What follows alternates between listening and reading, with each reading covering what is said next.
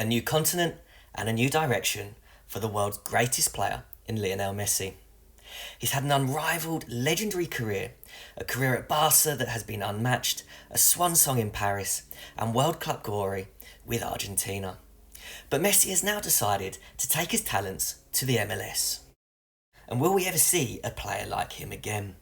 From the huge number of goals scored, to the mesmerising dribbles, taking on 4-5 players and knocking the ball in the back of the net. Messi may be the greatest of all time. And some stats from fbref.com can show us just how incredible he is, and we can learn from him to help us reach new levels in our game.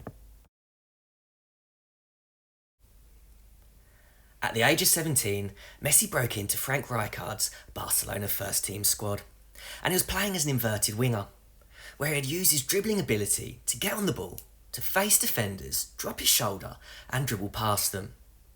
And even with a world superstar Ronaldinho, it was apparent Messi would be the most important player for Barcelona in the coming decade, which led to him moving off the wing and taking up a more central role so that he could get on the ball more often. And in this area of the pitch, he had more contact time on the ball and could dictate things more. So over the years, Messi has dominated in this central position, but it has come with challenges, and these challenges are something that we can analyse. And one of the big challenges for Messi was receiving the ball with his back to goal. When you receive with your back to goal with tight pressure from top quality defenders, it's hard to twist and turn and get out of trouble.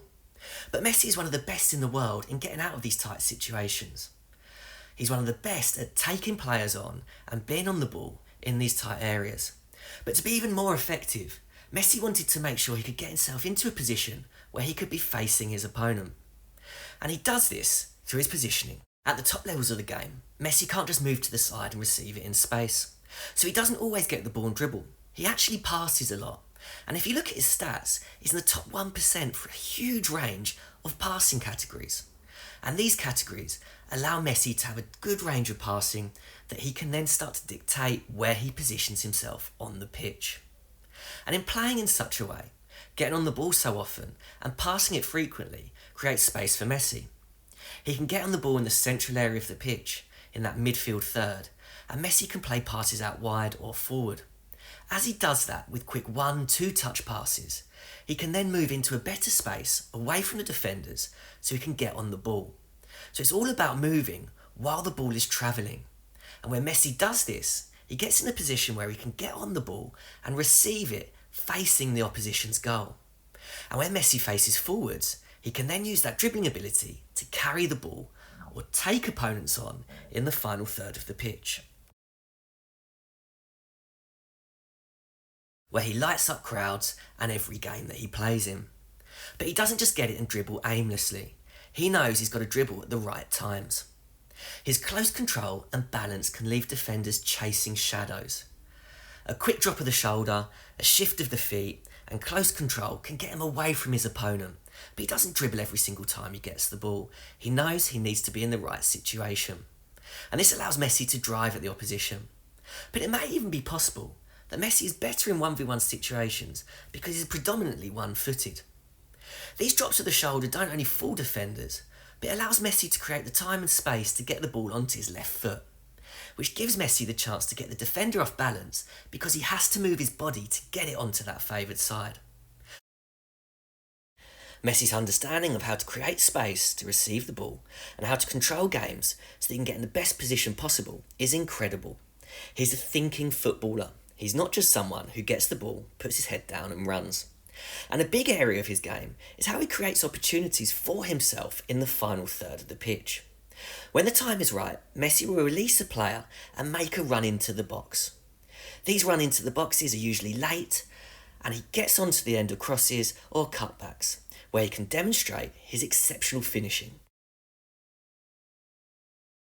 Messi engineers these situations and gives himself better opportunity to score more goals by dictating the game and dictating the flow of the game. Messi isn't just about dribbling and scoring goals. He controls the game.